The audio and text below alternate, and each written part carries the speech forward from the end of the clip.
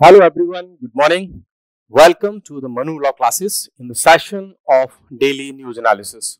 Today is 11th of March 2025 और आपको अगर आज का दिन इंडिया की हिस्ट्री में जाना है तो 11th मार्च को 1930 में जो साल्ट मूवमेंट था, साल्ट मार्च था जिसको हम कई बार साबरमती मार्च भी बोल देते हैं, वो स्टार्ट भी हुआ था. So I am Naresh Sharma going to discuss with you the current affairs of the day.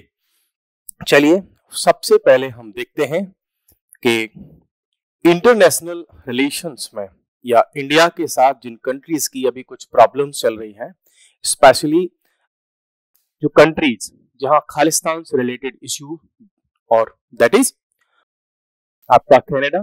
तो कनाडा में प्राइम मिनिस्टर चेंज होने जा रहे हैं और उन प्राइम मिनिस्टर का नेम होगा मार्क कार्नी. अब ये जस्टिन ट्रूडो की जगह बनेंगे प्राइम मिनिस्टर ऑफ कनाडा. तो कहा जा रहा है कि अभी जो कनाडा के साथ में इंडिया के रिलेशंस हैं दे विल बी इम्प्रूव्ड और ये जगह लेंगे जस्टिन ट्रूडो की, जिनकी वजह से इंडिया और कनाडा के जो रिलेशंस थे उनमें काफी जो है डाउनफॉल आया था. एक्चुअली उसके पीछे का एक रीजन भी था कि जस्टिन ट्रूडो हैं, इनकी अगर जो गवर्नमेंट कनाडा में चल रही थी तो इनके पास में मेजोरिटी की कमी थी. जिन विधायकों के या पार्लियामेंटेरियंस जो मेंबर ऑफ पार्लियामेंट थे उनके सपोर्ट पर इनकी जो गवर्नमेंट चल रही थी उसमें बहुत सारे ऐसे लोग थे जो वहां पर प्रो खालिस्तान को लेकर के अपनी मेजोरिटी को बनाए रखना चाहते थे. अगर ट्रूडो उनका सपोर्ट नहीं करते तो उनकी गवर्नमेंट भी गिर सकती थी. तो ये वाला पॉइंट उसमें काफी इंपॉर्टेंट रहा और इंडिया और कनाडा के जो रिलेशंस में डाउनफॉल आया उसमें मेजर रोल था खालिस्तान सपोर्टर्स का, या मैं कहूं कि खालिस्तान के लिए नारे लगाने वाले, उनको सपोर्ट करने वाले जितने भी एक्टिविस्ट थे उन पर वहां की गवर्नमेंट ने एक्शंस नहीं लिए. So that became one of the important factors for the downfall of relations between India and Canada. अभी ये जो पर्सन है कार्नी, ये सेंट्रल बैंकर रहे हैं जिनका नाम है आपका मार्क कार्नी और ये अब नेक्स्ट प्राइम मिनिस्टर बनेंगे.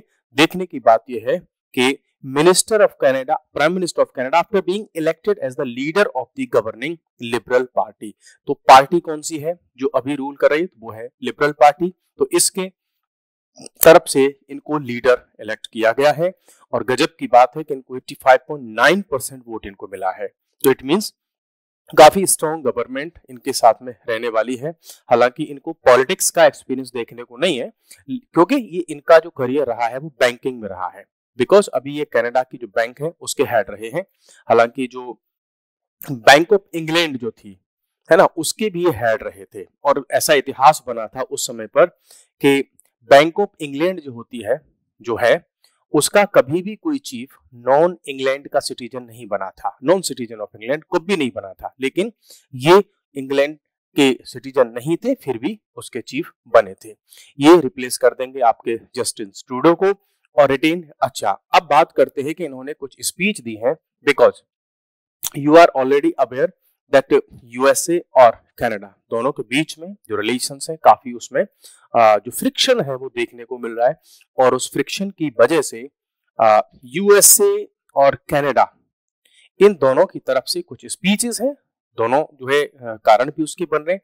तो एक ऑब्वियसली कि ये भी प्राइम मिनिस्टर बनने से पहले अपना इन्होंने एक स्पीच दी और कहा कि retain retaliatory tariffs on the USA. बोला अगर यूएसए हमारे ऊपर टैरिफ्स लगाएगा तो हम भी रिटेलिएशन में टैक्स लगाएंगे. कब तक? जब तक कि अमेरिकन्स शो अस रेस्पेक्ट. और अमेरिकन्स हैं इट मींस ट्रंप की यहाँ पे बात करें, वो अगर कनाडा के लिए रेस्पेक्ट शो नहीं करेंगे तो कनाडा भी पीछे रहने वाला नहीं है, वो टैक्स लगाएगा. उसने यूएस के प्रेसिडेंट को, जो भी कनाडा के न्यू पीएम बनने वाले हैं, उन्होंने क्या किया है, यूएस के प्रेसिडेंट डोनाल्ड ट्रंप को भी काफी क्रिटिसाइज किया है. बिकॉज उन्होंने, डोनाल्ड ट्रंप ने एक तो बहुत सारे टैक्सेस लगा रखे हैं कनाडा के गुड्स पर, सर्विसेज पर, और कई बार तो ये भी कह दिया है कि कनाडा यूएसए का एक नया स्टेट हो सकता है. मींस यूएसए में मर्ज करने तक की बात कर दी है और किसी भी कंट्री के सेल्फ रेस्पेक्ट के लिए, उसकी सॉवरेनिटी के लिए ये कतई एक्सेप्टेबल नहीं होता है. कैरनी का प्रीवियस एक्सपीरियंस की बात करें तो इनका अच्छा एक्सपीरियंस रहा है. जैसे कि 2008 की अगर हम बात करें तो 2008 में ग्लोबल फाइनेंशियल क्राइसिस था। उस समय पर इन्होंने कनाडा को बहुत अच्छे से लीड किया था फाइनेंस के सेक्टर में, और कनाडा बाकी अदर कंट्रीज के कंपैरिजन में काफी फास्ट रिकवरी इसने की थी। तो इंडिया भी इससे छूता नहीं था उस समय पर। इंडिया में भी फाइनेंशियल क्राइसिस था, तो इनको काफी इस मामले में एक्सपीरियंस भी है कि कैसे कनाडा की इकोनॉमी को आगे हम बूस्ट कर पाएंगे, बिकॉज उनके पास में पहले से ही इकोनॉमी से रिलेटेड एक्सपीरियंस है। अभी अगर हम कनाडा की बात करें तो कनाडा में गवर्नमेंट की जो सिचुएशन चल रही है, जो जस्टिन ट्रूडो जो अंडर अटैक थे अपने अपोजिशन पार्टीज, पॉलिटिकल लीडर्स से, और वो रीजन था कि वहां पर बहुत ज्यादा इन्फ्लेशन बढ़ रहा था, बहुत ज्यादा लोगों में जो है वहां की पॉपुलेशन में अनएम्प्लॉयमेंट रेशियो इंक्रीज हो रहा था, और भी ऐसे बहुत सारे इश्यूज थे जिसकी वजह से ये नए पीएम वहां पर आ रहे हैं। Conservative opposition focus on Trudeau, उनका फोकस ट्रूडो पर था अपोजिशन वालों का, लेकिन ये बन गए। इम्पैक्ट क्या क्या हो सकता है इनके पीएम बनने का? ट्रंप का जो ट्रेड वॉर है और जो थ्रेट है कि कनाडा को हम यूएसए का 51st स्टेट बना देंगे, जैसे यूएसए में अभी टोटल कितने स्टेट्स हैं? 50 स्टेट्स हैं। तो ट्रंप साहब ने कहा कि हम इसको 51st स्टेट बना देंगे कनाडा को, अगर वहां के लोग चाहे तो, कुछ ऐसा स्पीच दिया था। तो इसके विरोध में कनाडा के बहुत सारे सिटीजन्स ने प्रोटेस्ट किया था, बहुत सारे सॉन्ग्स वगैरह किए थे, कुछ प्रोटेस्ट वगैरह उस तरीके से किए थे। तो हो सकता है आने वाले टाइम में ये जो प्रोटेस्ट है कनाडा के लोगों का वो बढ़ जाए, बिकॉज जो मिस्टर कैरनी है ये कतई यूएसए के प्रेशर में आने वाले नहीं है, और ये हमेशा रिटेलिएशन के मूड में दिखाई देंगे। सर्ज इन कैनेडियन नेशनलिज्म, जब से इन्होंने जो स्पीच दी थी मिस्टर ट्रंप ने, उसके अगेंस्ट में कनाडा का जो नेशनलिज्म है, the feeling of we are Canadians, ये वाली जो फीलिंग है वो बहुत तेजी से इंक्रीज हो रही है, और उसकी वजह से दिख रहा है कि यूएसए के साथ में इनके रिलेशंस हैं वो डाउनफॉल की तरफ जा सकते हैं, बिकॉज ना तो ट्रंप हमको जो है कॉम्प्रोमाइज के मोड में दिख रहे हैं, और कनाडा के जो नए पीएम हैं वो भी कॉम्प्रोमाइज या मैं कहूँ सबमिसिव तो वो नहीं हो पाएंगे कि ट्रंप साहब से या अमेरिका की गवर्नमेंट से डर जाएं और बोल दें कि ठीक है जो है कोई बात नहीं, ऐसा वो करने वाले नहीं है। आपको कनाडा को और यूएसए को एक बार मैप पर देख लेना चाहिए, बिकॉज प्रीवियस डिफरेंट एग्जाम्स में क्वेश्चंस यहाँ से फ्रेम हुए हैं ज्योग्राफी से रिलेट करके। ठीक है, तो ये तो रहा आपका पूरा नॉर्थ अमेरिका। मैं आपको अगर इसे दिखाऊं तो ये आपका नॉर्थ अमेरिका है, एक कॉन्टिनेंट। तो उस कॉन्टिनेंट के अंदर डिफरेंट कंट्रीज हैं, उसमें आपका यूनाइटेड स्टेट्स है, कनाडा है, मैक्सिको है, ग्वाटेमाला, और भी इधर छोटे छोटे कंट्रीज हैं। सो कनाडा और यूएसए इन दोनों का ये बॉर्डर एरिया बनता है।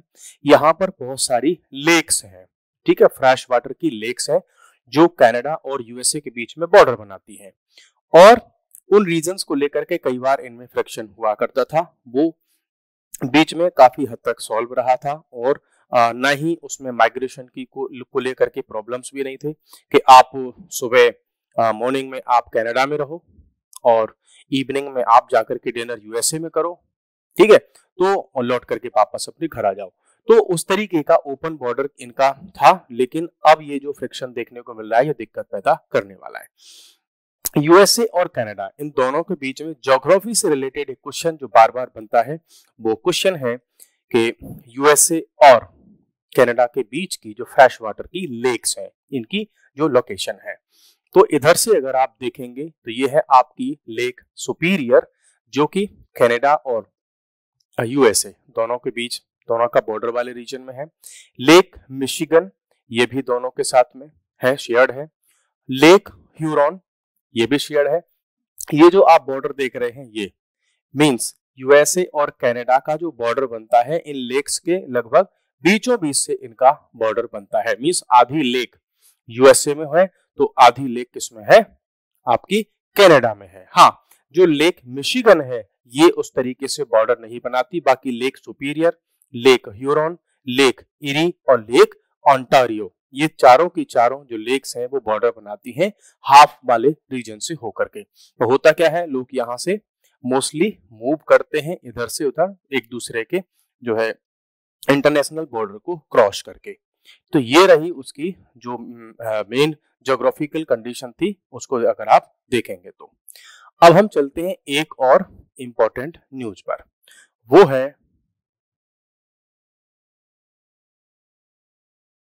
flawed food regulations fuel the obesity crisis. You can recall that in recent days, the Prime Minister of India raised the issue of obesity, diabetes. ये इश्यूज उठाए थे प्राइम मिनिस्टर ऑफ इंडिया ने, कहा था कि India में जो मोटापा है लोगों में बढ़ रहा है उसको कंट्रोल करना होगा, उसके लिए काम करना होगा। इसी पर द हिंदू में एक एडिटोरियल आर्टिकल आया है, काफी अच्छा आर्टिकल है, आपके लिए बहुत इंपॉर्टेंट है ना। तो इस आर्टिकल को लिखा है डॉक्टर अरुण गुप्ता है, और ये जो है पेडियाट्रिशियन है, पब्लिक हेल्थ के एक्सपर्ट हैं, कन्वेनर है किसके लिए, nutrition advocacy in public interest, means public के इंटरेस्ट में न्यूट्रिशन को लेकर के काफी एक्टिव रहते हैं। ये फॉर्मर मेंबर रह चुके हैं प्राइम मिनिस्टर की council on India's nutritional challenges, तो काफी इनको एक्सपीरियंस है। अभी हुआ क्या है कि इन्होंने वहां से अपनी बात शुरू की है कि प्राइम मिनिस्टर ऑफ इंडिया ने कहा है कि 2025 के एंड तक हमें ओबेसिटी को अंडर कंट्रोल में लेकर के आना होगा, और इकोनॉमिक सर्वे का जो हमारी रिकमेंडेशंस हैं, हेल्थ टैक्स की जो रिकमेंडेशंस हैं, उसको शायद हमें लागू करना पड़ जाए। मींस जब बजट पेश होता है, प्रेजेंट होता है, तो उससे जस्ट पहले इकोनॉमिक सर्वे आता है गवर्नमेंट की तरफ से, उसमें प्रीवियस ईयर का एक एनालिसिस होता है और कुछ रिकमेंडेशंस होते हैं। तो उसमें एनालिसिस था इकोनॉमिक सर्वे की रिपोर्ट का कि इंडिया में ओबेसिटी बहुत तेजी से इंक्रीज हो रही है, so government should have some plan, and one of the recommendation of the economic survey was to impose health tax.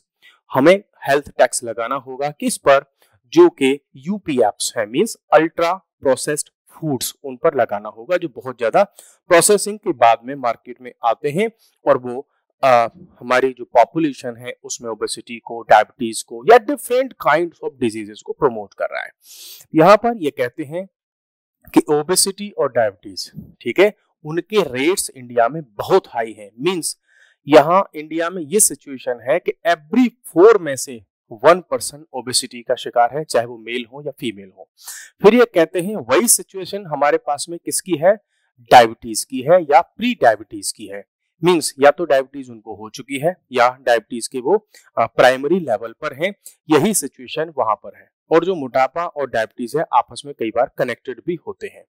फिर ये बात करते हैं कि भाई अगर ऐसी सिचुएशन है कि मींस हमारे इंडिया में 25% लोग ओबेसिटी का शिकार हैं, तो ये कहते हैं कि ये भाई अर्जेंसी है, मींस हमें अब अर्जेंट स्टेप्स लेने होंगे। हम अगर इसको जो है साइडलाइन करते रहेंगे या सोचेंगे कि नहीं कोई बहुत बड़ा इश्यू नहीं है, तो इंडिया के लिए बड़ी प्रॉब्लम हो जाएगी। इट मींस यहाँ पर ये कहना चाह रहे हैं कि गवर्नमेंट को अर्जेंट स्टेप्स लेने होंगे। आगे फिर बात करते हैं कि भाई current food marketing and regulations. जब भी मार्केट में लोग अल्ट्रा प्रोसेस्ड फूड्स को परचेज करते हैं तो कई बार उनको ये पता ही नहीं होता कि अल्ट्रा प्रोसेस्ड फूड है कि नहीं है, हमारे हेल्थ के लिए ये कितना जो है हार्मफुल है और कितना बेनिफिशियल है, वो लोगों को पता नहीं होता। तो उसको ट्रेस करते हुए अभी मार्केट में क्या रेगुलेशंस हैं, क्या गाइडलाइंस हैं, उस पर ये बात करते हैं। कहते हैं कि राइट टू इंफॉर्मेशन एक्ट से की जो एक इन्होंने अपील की थी, उससे इनको पता चला है कि जो फसाई है food safety and standard authority of India और बहुत सारी मिनिस्ट्री वगैरह मिलकर के इन्होंने अपने कुछ गाइडलाइंस बनाए थे, have not been able to implement 2017 labeling और advertising regulations। मीन 2017 में इन्होंने बहुत सारे गाइडलाइंस, रूल्स, रेगुलेशंस बनाए थे अल्ट्रा प्रोसेस्ड फूड्स, उनकी मार्केटिंग, उनकी लेबलिंग, उन सबको कंट्रोल करने के लिए, लेकिन इन्होंने वो सब इंप्लीमेंट ही नहीं कर पाए। तो फिर इन ऐसी गाइडलाइंस का यूज ही क्या है। फिर ये कहते हैं कि the regulations still relies on ambiguous and subjective rules। बोलो उनमें भी बहुत ज्यादा सब्जेक्टिविटी है, उसमें क्लैरिटी नहीं है। Numerous advertisements for the UPFs and no front of pack labels on food products। और रिजल्ट क्या हुआ कि ये जो गाइडलाइंस लेकर के आए उनकी वजह से मार्केट में जो फूड के प्रोडक्ट्स जो सेल हो रहे हैं उन पर उस तरह की लेबलिंग, उस तरह की इंफॉर्मेशन, उस तरह की उसमें जो मार्केटिंग के कुछ स्टैंडर्ड्स होते हैं, कोड्स होते हैं, वो है ही नहीं उन प्रोडक्ट्स पर। तो जो पर्सन ये पता करना चाहे कि एक पर्टिकुलर फूड का पैकेट मेरे लिए कितना हार्मफुल है, वो लोग पता ही नहीं लगा पाते इजीली, क्योंकि वो जो इंफॉर्मेशन रिक्वायर्ड होती है to know the basic level of nutrition, the basic level of harmfulness of सब सर्टेन फूड प्रोडक्ट्स, तो उसमें वो इंफॉर्मेशन होती नहीं है। नेक्स्ट ये बात करते हैं कि flaws in Indian nutrition rating system. देखो, सारे कंट्रीज में फूड जो भी सेल होता है, प्रोसेस्ड फूड होता है, उसकी एक लेबलिंग होती है, उस पर कोई एक रेटिंग होती है। रेटिंग को जैसे आप स्टार, 5 स्टार, 3 स्टार, उसकी फॉर्मेट में हम रेटिंग करते हैं। तो बोला इंडिया में जो रेटिंग सिस्टम है उसी में गड़बड़ है, वो हमारा रेटिंग सिस्टम ही ठीक नहीं है। उसके लिए बताते हैं कि क्या प्रॉब्लम उसमें है। इन्होंने कहा कि हमने ऑस्ट्रेलिया की तर्ज पर, जैसा ऑस्ट्रेलिया में मॉडल था, तो स्टार का मॉडल था। स्टार का मॉडल कैसे था कि अगर किसी फूड को 5 स्टार मिल रहे हैं मींस मोस्ट हेल्थीएस्ट फूड है, वो उसको आधा स्टार मिल रहा है मींस बहुत ही बेकार फूड है। ठीक है, फिर यहां पर ये कहते हैं कि भाई आप ये जो स्टार का फॉर्मेट लेकर के चल रहे हो, ये अपने आप में बहुत बड़ा फ्लॉ है।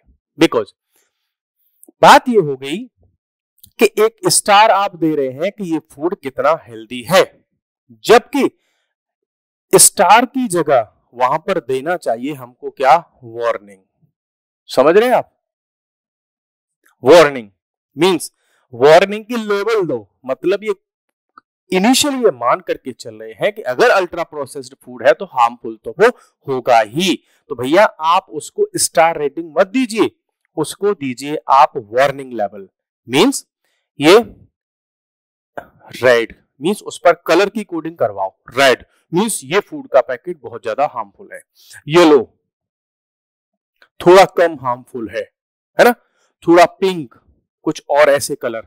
मींस ये स्टार रेटिंग हटा करके क्या लाना होगा हमको लाना होगा ये वाले रेटिंग सिस्टम, जिससे कि जब भी आप फूड परचेज करने जाए तो उस पैकेट पर ये वाली वार्निंग लगी हो कि ये कितना हार्मफुल है।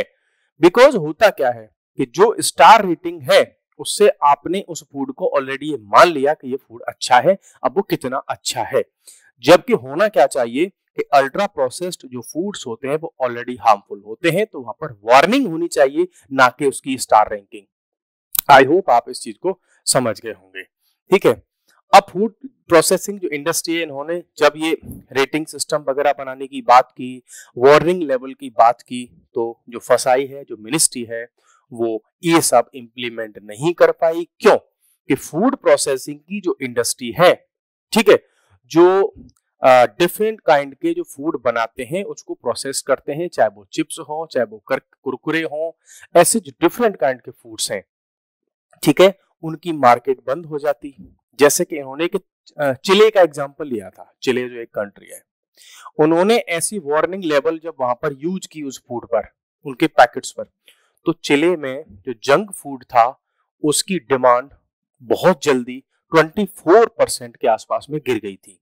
तो इंडिया में अगर हम फास्ट फूड के प्रोडक्ट्स पर, अल्ट्रा प्रोसेस्ड फूड के प्रोडक्ट्स पर वार्निंग लेवल अगर देना स्टार्ट कर देंगे तो लोग उसको परचेज करना कम कर देंगे। तो जो इंडस्ट्री के लोग हैं, जिनकी मार्केट में बड़ी बड़ी शॉप चल रही हैं, जिनके बड़े बड़े जो है इंडस्ट्रियल प्रोजेक्ट्स हैं, बहुत बड़े मैन्युफैक्चरिंग प्लांट्स हैं, चाहे वो चिप्स बेच रहे हैं या कुछ भी सेल कर रहे हैं, तो उनकी इंडस्ट्री की इनकम बंद हो जाएगी। इस वजह से इंडस्ट्री ने दबाव में ले लिया किसको, फसाई को और गवर्नमेंट की मिनिस्ट्री को, ऐसा इनका कहना है। ठीक है, जैसे ये एग्जांपल लेते हैं किसका, कि कोई भी फूड अगर हो तो आप उस पर ये दिखाओ कि फैट, शुगर और सॉल्ट, इन 3 चीजों को तो बेसिकली दिखाना ही होगा। और जैसे कि सॉफ्ट ड्रिंक है, उस पर रेड लेवल लगा ही नहीं रहे, रेड एकदम मार्क लग जाए। बिकॉज एक सॉफ्ट ड्रिंक की जो बोतल होती है स्मॉल वाली, उसमें अराउंड 10 टेबल स्पून शुगर होता है। और सबसे ज्यादा हार्म किसको हो रहा है, हमारे टीनेजर्स को, चिल्ड्रन को, बहुत बड़ा हार्म इससे हो रहा है और उसको हम कंट्रोल नहीं कर पा रहे हैं। अब हमको ये भी देखना होगा कि हम अपने आने वाली जनरेशन है, उनके हेल्थ को, उनके फ्यूचर को हम ज्यादा प्रायोरिटी देते हैं, या जो इंडस्ट्रीज हैं उनके जो बड़ी अर्निंग करने वाले, बड़ा प्रॉफिट गेन करने वाले जो इंडस्ट्रियलिस्ट हैं उनके प्रॉफिट को हम प्रायोरिटी देते हैं। मींस हमारे आने वाली जनरेशन हमारे लिए ज्यादा इंपॉर्टेंट है, या इंडस्ट्री में जो काम करने वाले जो इंडस्ट्रियलिस्ट हैं उनका प्रॉफिट ज्यादा इंपॉर्टेंट है। इन दोनों में किसी एक को हमको सिलेक्ट करना होगा।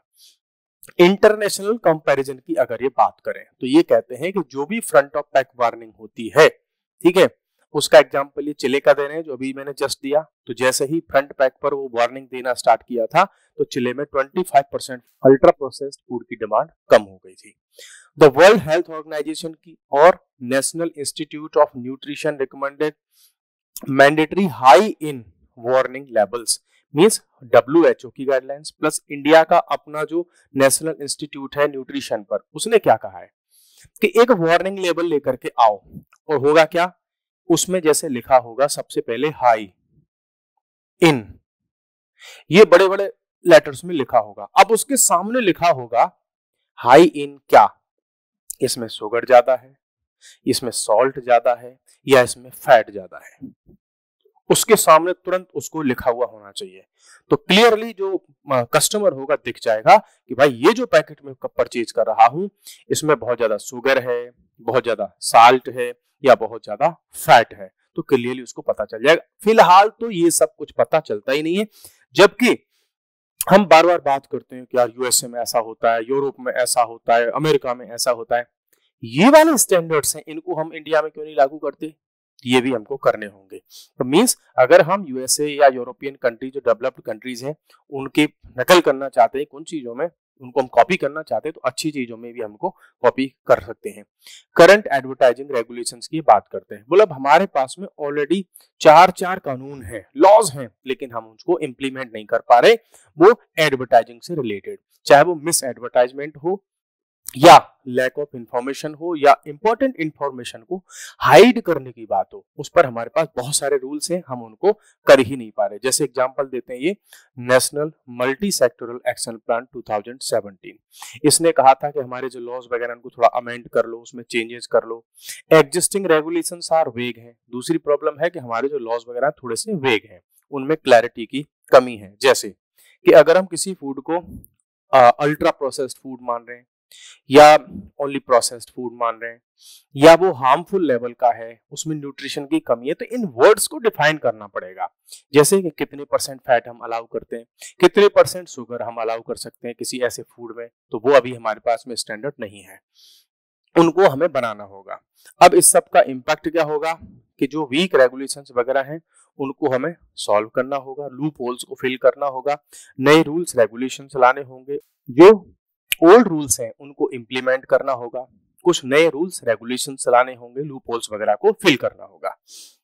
क्या हमारे पास में आगे का रास्ता क्या है, तो ये कहते हैं कि नेशनल न्यूट्रिशन रेटिंग सिस्टम जो था उसको हटाओ, 5 स्टार की रेटिंग वाला जो सिस्टम है उसको हटाओ, वार्निंग लेवल लेकर के आओ सीधा सीधा, ठीक है। दूसरा, जैसे तंबाकू गुटखा उसके पाउच पर होती है ना वार्निंग, वैसी वार्निंग लेकर के आओ आप, ठीक है। तो फिर देखना कि जो अल्ट्रा प्रोसेस्ड फूड है उसकी डिमांड कितनी तेजी से कम हो जाएगी। नेक्स्ट है set clear sugar salt and fat limits for HFSS food. ये HF क्या है, high fat salt sugar foods, उनकी एक लिमिट बना दो कि किसी भी फूड में 20% 30% उससे ज्यादा फैट या सॉल्ट या शुगर नहीं होगा, ये बनाना पड़ेगा। क्लोज एडवर्टाइजिंग लूप होल्स, जो एडवर्टाइजिंग में जो जितने लूप होल्स हैं, बहाने बना बना करके एकदम दे देते हैं कि जो है आओ आज कुछ तूफानी करते हैं, ऐसे जो एडवर्टीजमेंट आते हैं उन सबको हमें रोकना होगा। Launch a nation wide campaign, सबसे बड़ी बात ये करते हैं कि नेशनल लेवल पर एक कैंपेन लॉन्च करें जो उसी तरह से हो जैसे कि वो था ना पोलियो के लिए आया था कि 2 बूंद जिंदगी की, या हमने कोविड के लिए बहुत सारे कैंपेन चलाए थे उस समय पर लोगों को जागरूक करने के लिए कि कोविड से हम कैसे बच सकते हैं या कोविड कितना खतरनाक है, या टीवी के लिए इंडिया में कैंपेन चल रहा है, इंडिया में कैंसर के लिए चल रहा है, वर्ल्ड वाइड लेवल पर एड्स के अगेंस्ट में कैंपेन चल रहे हैं। तो वैसा ही कैंपेन हमें जो अल्ट्रा प्रोसेस्ड फूड्स हैं, ओबेसिटी है, डायबिटीज है, इसके लिए भी नेशनल लेवल पर हमको ये कैंपेन्स हैं वो चलाने होंगे। इन सब की हमको रिक्वायरमेंट है। नेक्स्ट हम चलते हैं India second largest arms importer 2020-24 says SIPRI.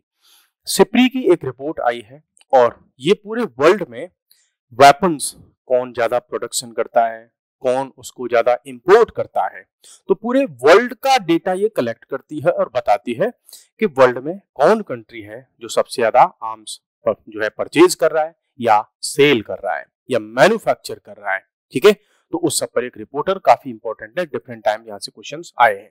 तो फिलहाल अभी इसने ये कहा है कि यूक्रेन जो है वर्ल्ड का लार्जेस्ट आर्म्स इंपोर्टर बन चुका है लास्ट 4 ईयर का डेटा अगर हम लें तो, और 15 से 29 मींस ये जो 4 ईयर का जो डेटा था उससे कंपेयर करें तो यूक्रेन में 100 टाइम्स ज्यादा आर्म्स का इंपोर्ट हुआ है। वहीं इंडिया सेकंड नंबर पर आ चुका है कि इंडिया यूक्रेन के बाद सेकंड नंबर पर है आर्म्स को इंपोर्ट करने में।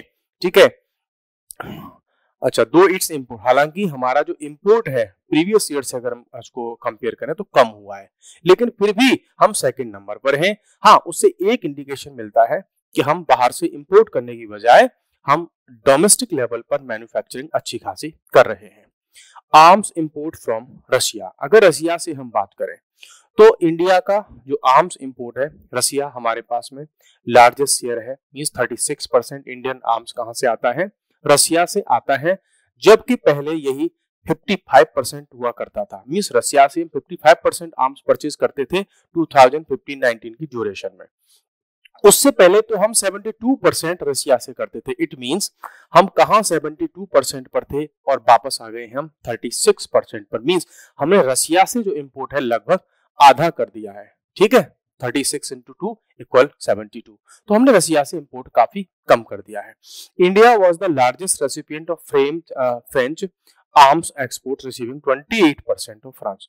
फ्रांस जितने टोटल आर्म्स बनाता है उसका 28% अकेला इंडिया जो है उसको परचेज करता है, इंपोर्ट करता है। तो मींस फ्रांस के सबसे ज्यादा हथियार वेपन्स कौन परचेज कर रहा है, इंडिया कर रहा है।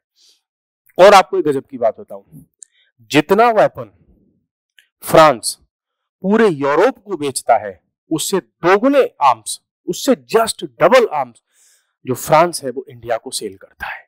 तो ये कितनी बड़ी बात है कि हम किस दिशा में जा रहे हैं, हमारा पैसा, हमारी जीडीपी का बड़ा खर्चा हम किधर कर रहे हैं। नेक्स्ट है फ्रांस का arms export to European countries by grow by 187%। तो फ्रांस जो यूरोप के अदर कंट्रीज को आर्म्स एक्सपोर्ट करता है वो रिसेंट 4 ईयर्स में 187% व 187% इंक्रीज हुआ है। तो फिर से ये इंडिकेशन दे रहा है कि जैसे वर्ल्ड वार फर्स्ट से पहले, वर्ल्ड वार सेकंड से पहले आर्म्स की रेस यूरोप में स्टार्ट हुई थी, तो बाकी के नेबरिंग कंट्रीज को एक शक हो गया था कि मेरे पड़ोस वाला कंट्री इतने आर्म्स परचेज कर रहा है तो मुझे भी आर्म्स परचेज करने चाहिए। तो ये जो शक था, इसी से बाद में जाकर के फर्स्ट वर्ल्ड वार और सेकंड वर्ल्ड वार भी स्टार्ट हुए थे और पूरे यूरोप की जो आग थी पूरे दुनिया के दूसरे कंट्रीज में पहुंच गई थी। सो अब अगर यूरोप में ये जो आर्म्स रेस हमें दिख रही है ये बिल्कुल भी अच्छे इंडिकेशंस नहीं है। वहीं चाइना की हम बात करें तो चाइना एक समय पर 1990 से 94 के आसपास तक वर्ल्ड का मींस टॉप 10 की लिस्ट में आता था आर्म्स को इंपोर्ट करने में, लेकिन अब वो टॉप 10 की लिस्ट से बाहर निकल चुका है। इट मींस चाइना की डिफेंस इंडस्ट्री इतनी कैपेबल हो चुकी है कि वो खुद से अपने लिए अपनी रिक्वायरमेंट के आर्म्स या वेपन्स बना सकती है, डिफेंस प्रोडक्ट। वहीं अपने पड़ोसी पाकिस्तान की हम बात करें तो इसका जो आर्म्स का एक्सपोर्ट इंपोर्ट है वो 61% इंक्रीज हुआ है। मींस इंडिया, देखो ऐसे डेटा से ही तो जो कंट्रीज होते हैं उनकी इंटेलिजेंस एजेंसीज होती हैं, डिफेंस मिनिस्ट्री होती है, फोर्सेज होती है, वो अपनी स्ट्रेटेजी बनाती हैं कि हमारे बगल वाला कंट्री कितना आर्म्स परचेज कर रहा है। इट मींस पाकिस्तान बहुत ज्यादा अपनी डिफेंस पर फोकस कर रहा है। इट मींस फ्यूचर में वो युद्ध की तैयारी कर रहा होगा। तो इस तरीके से भी पता चलता है। और पाकिस्तान का सबसे बड़ा आर्म सप्लायर कौन है, तो वो है चाइना। पाकिस्तान चाइना से 81% जो है आर्म्स परचेज करता है। मींस वर्ल्ड के बाकी कंट्रीज को एक साइड में रखते हैं, वहीं पाकिस्तान 81% डिपेंड है किस पर, चाइना पर। ठीक है, चलिए ग्लोबल आर्म्स का एक्सपोर्ट देख लेते हैं। तो यूएस सबसे बड़ा एक्सपोर्टर है आर्म्स का। वर्ल्ड के एक्सपोर्ट में ये 43% का आर्म्स एक्सपोर्ट करता है। वहीं पर रसिया जो सेकंड नंबर पर कभी हुआ करता था वो अब जो है सेकंड नंबर पर भी नहीं बचा। क्यों? इससे आगे तो फ्रांस निकल गया। तो वर्ल्ड के दो सबसे बड़े आर्म्स सप्लायर हैं यूएसए और फ्रांस। अगर एग्जाम में क्वेश्चन आता है तो थर्ड लेवल पर पहुंच गया है आपका रशिया। हालांकि रशिया कभी जो है अराउंड 71% ग्लोबल आर्म्स का सप्लायर हुआ करता था, लेकिन उसकी जो डिफेंस इंडस्ट्री है वो काफी पीछे चली गई। उसमें 64% का डाउनफॉल आया है। तो फर्स्ट नंबर पर यूएसए है आर्म सप्लायर्स में, सेकंड नंबर पर आ गया आपका फ्रांस, थर्ड नंबर पर आ गया आपका रशिया, और आई होप कि फोर्थ नंबर पर आपको इटली दिखेगा। ठीक है, रशिया के आर्म्स एक्सपोर्ट की अगर हम बात करें तो रशिया ने मेजर आर्म्स मोस्टली वर्ल्ड के 33 कंट्रीज हैं उनको एक्सपोर्ट किया है, और उनमें 2/3 उसका एक्सपोर्ट है वो इंडिया, चाइना और कजाकिस्तान, इन तीनों को जाता है। मींस ये 3 कंट्री हैं जिसको रशिया का 66% आर्म्स का एक्सपोर्ट होता है, ओनली 3 कंट्रीज को। तो मींस ये कंट्रीज अपने डिफेंस पर बहुत ज्यादा पैसा खर्च कर रहे हैं। वहीं हम फ्रांस की बात करें, क्योंकि फ्रांस सेकंड नंबर का लार्जेस्ट एक्सपोर्टर है, तो इंडिया इसका सबसे बड़ा इंपोर्टर है। यूरोप जितना टोटल परचेज करता है फ्रांस से आर्म्स, उसका जस्ट डबल इंडिया परचेज करता है। ठीक है, ग्लोबल आर्म्स के ट्रांसफर की अगर हम बात करें तो पूरे वर्ल्ड में ग्लोबल आर्म्स जो ट्रांसफर है वो रिलेटिवली लगभग सेम है, लेकिन 2005 और 6 से कंपेयर करेंगे तो इसमें 18% की हमें ग्रोथ दिखाई देगी। मींस वर्ल्ड के सारे कंट्रीज आर्म्स पर, वेपन्स पर ज्यादा पैसा खर्च कर रहे हैं। वो कितना ग्रोथ हुई है? 18% की ग्रोथ। इट मींस वर्ल्ड में कंट्रीज डेवलपमेंट की बजाय डिस्ट्रक्शन के लिए, वॉर्स के लिए, वेपन्स पर पैसा ज्यादा खर्च कर रहे हैं। इटली की जो पोजीशन है वो भी काफी इंप्रूव हुई है, और वर्ल्ड में ये भी जो है पहले टॉप 10 नंबर का ये सप्लायर हुआ करता था, ये अब 6 नंबर पर आ गया है, 4th पर नहीं है, 6 पर आ गया है। नेक्स्ट हम बात कर लेते हैं इसमें arms transfers to Ukraine. World के 33 ऐसे कंट्री जिन्होंने यूक्रेन को सबसे ज्यादा वेपन्स सेल किए थे, और वर्ल्ड का 8.8% टोटल आर्म्स था वो यूक्रेन ने परचेज किया था। ठीक है, कंक्लूजन का हम ये कह सकते हैं कि रीअर्मामेंट इन यूरोप। तो सिप्री की रिपोर्ट ये कह रही है कि यूरोप अपने आप को फिर से रीअर्मामेंट की तरफ लेके जा रहा है, वेपन्स की रेस की तरफ लेकर के जा रहा है। क्यों? क्योंकि उनको रशिया से डर लग रहा है, और यही डर था जब फर्स्ट वर्ल्ड वॉर हुआ, सेकेंड वर्ल्ड वॉर हुआ, बाद में कोल्ड वॉर जैसी सिचुएशन आई। कुल मिलाकर के हम ये कह सकते हैं कि एक तो यूक्रेन ने सबसे ज्यादा वेपन्स परचेज किए, उसको बाकी कंट्रीज ने वेपन्स बेचे। मींस अगर हम बात करें तो यूएसए 2 कंट्रीज को लड़ा करके अपने वेपन्स बेचता है। ठीक है, यही सिचुएशन उसने वर्ल्ड के सारे कंट्रीज में क्रिएट कर रखी है। जब भी यूएसए की डिफेंस इंडस्ट्री की जो सेल है, एक्सपोर्ट है, आर्म्स का एक्सपोर्ट है, कम होगा, आप पाएंगे कि वर्ल्ड के कहीं ना कहीं 2 कंट्रीज में वॉर स्टार्ट हो जाता है, और उसमें से किसी एक को यूएसए अपने वेपन्स बेचता है। चाहे वो इंडिया पाकिस्तान की राइवलरी हो, चाहे वो इजराइल और ईरान की हो, चाहे वो इजराइल और सीरिया की हो, या इजराइल के साथ में अदर जो वेस्ट एशिया के कंट्रीज हो उनकी हो, नॉर्थ कोरिया साउथ कोरिया की हो, ठीक है, यूक्रेन और रशिया की हो, डिफरेंट कंट्रीज। सो कुल मिलाकर के ये आज के लिए था, और कल फिर मिलते हैं नए सेशन में नए टॉपिक्स के साथ में। सेशन पसंद आया तो लाइक कर दीजिएगा, बाकी आपके कोई डाउट्स हो, कुछ क्वेश्चंस हो तो आप कमेंट्स बॉक्स में लिख सकते हैं। Thank you very much, bye bye, take care.